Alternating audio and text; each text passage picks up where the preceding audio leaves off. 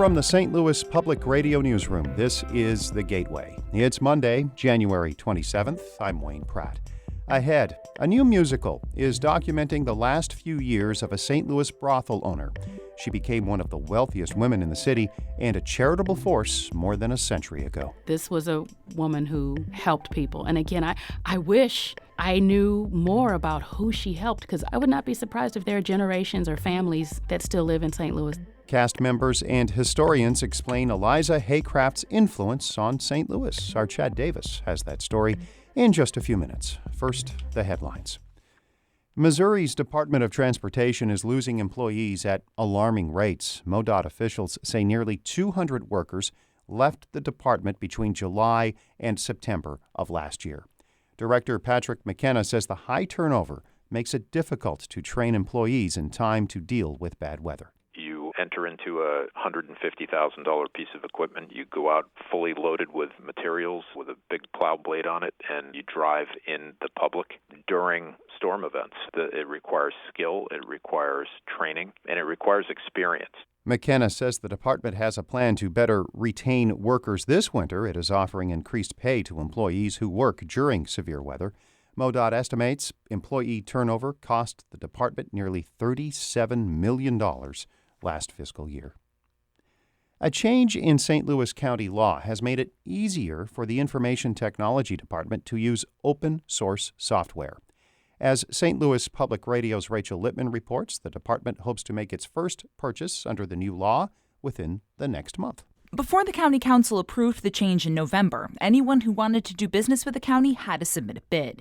But acting IT Director Charles Henderson says many open source software companies don't have the people to do that. Now, IT staff can actively seek out those companies. They make software that can be changed by its users. Henderson says that could save the county a lot of money. One of the other nice things about open source software is that it allows us to tailor it to our needs. Henderson says the IT department was thinking about a new website when it asked for the change, but he could also see open source software working better for things like online permitting.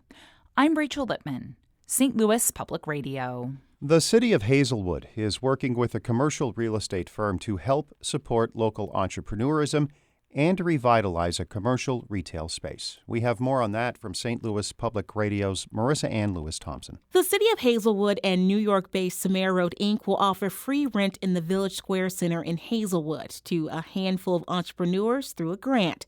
Each recipient will also receive up to $10,000 to help with startup costs. Ian Ross is the founder of Samara Road, Inc. He says it's an opportunity to revitalize and redevelop the retail property while also allowing entrepreneurs to take a risk with no strings attached. We want you here, and we want you to be successful, and we believe in you, and we're going to run through a process to vet out your idea. And if your idea is something we believe is viable, we're going to give you that shot. We're going to reduce that downside risk, and we're going to bet on you to be successful here. The deadline to apply for the grant is February 28th. I'm Marissa Ann Lewis-Thompson, St. Louis Public Radio.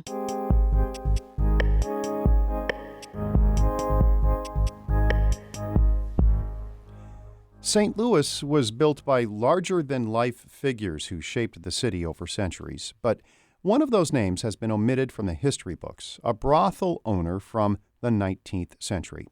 As St. Louis Public Radio's Chad Davis reports, a new musical aims to educate St. Louisans about her legacy. In the mid to late 1800s, St. Louis was a booming city. And as the city grew, so did the number of brothels. Eliza Haycraft had 5 of them. She amassed a fortune and gained the kind of power to make her own rules and wielded them over men. St. Louis actor Kimmy Kid Booker explores that on stage playing Haycraft. You want any man to just come in here, have anyone, however, whoever, no consent, no respect. They'd still have to pay. But at what cost? Madam is a musical produced by Fly North Theatricals about Haycraft's life. Like many people today, Booker hadn't heard of her. But then she learned the rules Haycraft championed to protect women. Booker says the musical shows Haycraft was ahead of her time. Pay up front. You must treat the ladies with respect. In other words, no abusive language, no physical abuse, and the ladies must consent. And yet, because of the lack of documents on Haycraft's life, her legacy faded into anonymity. We don't know much about Haycraft, but here's what we do know. She was from Callaway County, Missouri. Haycraft was her married name, and she couldn't read or write. Her fortune today would be worth about $28 million. And she was buried at Bellefontaine Cemetery on West Florissant Avenue. But there's probably a reason you've never heard of her. Madam didn't get you a lot of front page exposure, mainly because of your clientele. That's Dan Fuller, the event and volunteer coordinator for the cemetery.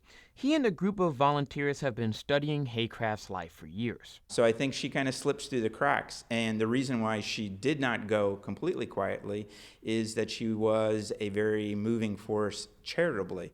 During the Civil War, Haycraft gave money to organizations that supported widows and orphans of soldiers from the North and South. She also donated to women's charities. That might explain why she was so well liked. When Haycraft died in 1871, her funeral procession attracted an estimated 5,000 onlookers. And yet, her gravesite today is unmarked. Fuller says the cemetery's board is allowing a marker for Haycraft in the future and is looking for relatives. We're pretty comfortable in saying there are relatives to Eliza out there, and we're in an attempt to try and reach out to some of them. There's always the possibility that some of those folks still have part of the items of the estate. There's at least one person connected to Haycraft in Missouri, a descendant of Haycraft's husband. After meeting her, Fly North artistic director Colin Healy composed the music for Madam.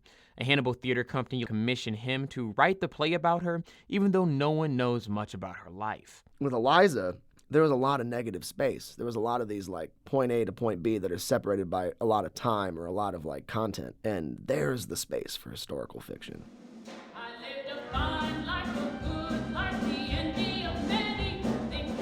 And Healy and director Sidney Grossberg-Ranga bring Eliza Haycraft to life. Kimmy Kid Booker hopes the play will get people interested in this forgotten St. Louis figure. This was a woman who helped people. And again, I wish I knew more about who she helped, because I would not be surprised if there are generations or families that still live in St. Louis that she probably helped. Booker says it's past time for Haycraft's story to be properly recognized by St. Louisans.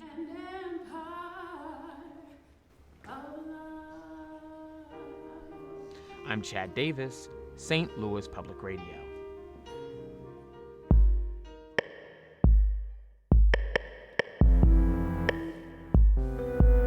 Madam runs at the Zack through early February. Our David Casares edited that report. Shula Newman is the executive editor of St. Louis Public Radio. Music by Ryan McNeely of Adult Fur.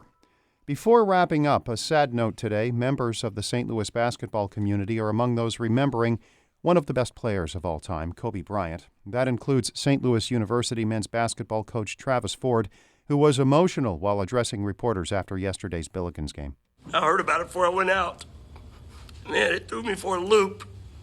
That's all I could think about. And we said a prayer for him and his family before the game, after the game, and